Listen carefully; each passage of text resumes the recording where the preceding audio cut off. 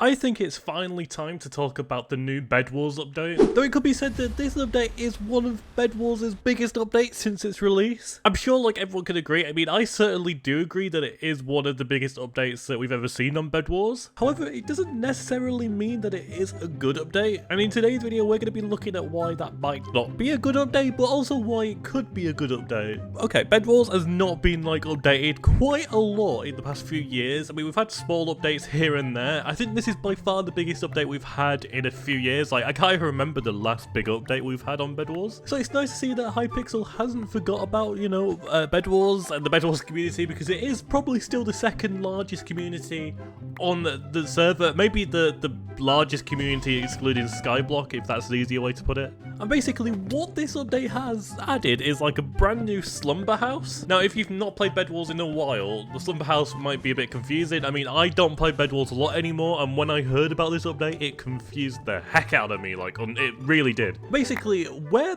I think was it called the Perplexed Person, right at the back of the Bed Wars lobby, they basically removed that, and they've actually turned it into like a brand new Slumber House. And there is an NPC right at the start of the Slumber House. I think it's called Doorman Dave. And basically what you have to do is you have to talk to this NPC for a little while.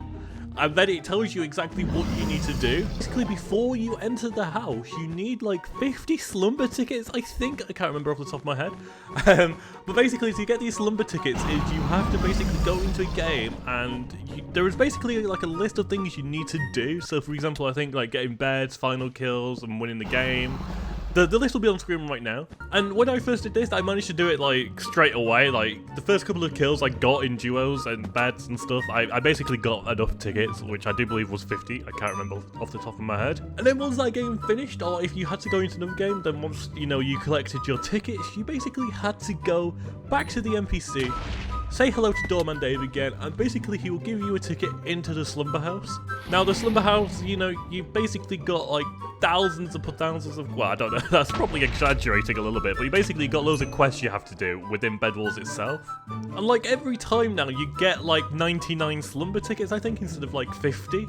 And then all the way around the Slumber House, you get loads of NPCs, loads of like quests as well. Basically, you'll see like a new quest NPC somewhere in the Slumber House. You'll also find that there's loads of like different doors you can enter. You obviously need to like unlock them, you know, through doing the quests, the NPCs. Basically, just speak to everyone, and you will actually gain an understanding of what you need to do next. Like right now, as of recording this, I have to like collect Ender Dust. Now this is collected through Ender Pearling, which I don't usually do in Bed Wars. So this is where I move on to my like first like positive, like, yeah, let's call it a positive. So it slightly changes the meta of like your personal experience. Like I just mentioned there, I have to collect Ender Pearls. I never use Ender Pearls in Bed Wars. I'm more of a Bridge X type of person. So it does get you used to like different items that you probably don't use, which is, you know, always a good thing. Let's talk about a negative now. Now, negative, it's really confusing, like, to, you know, actually enter this Slumber House. Like, there's not really a guidance. Obviously, if you talk to the NPC, then yeah, there's a bit of guidance there, but, you know, a lot of people miss that in the chat. It literally pops up in the chat.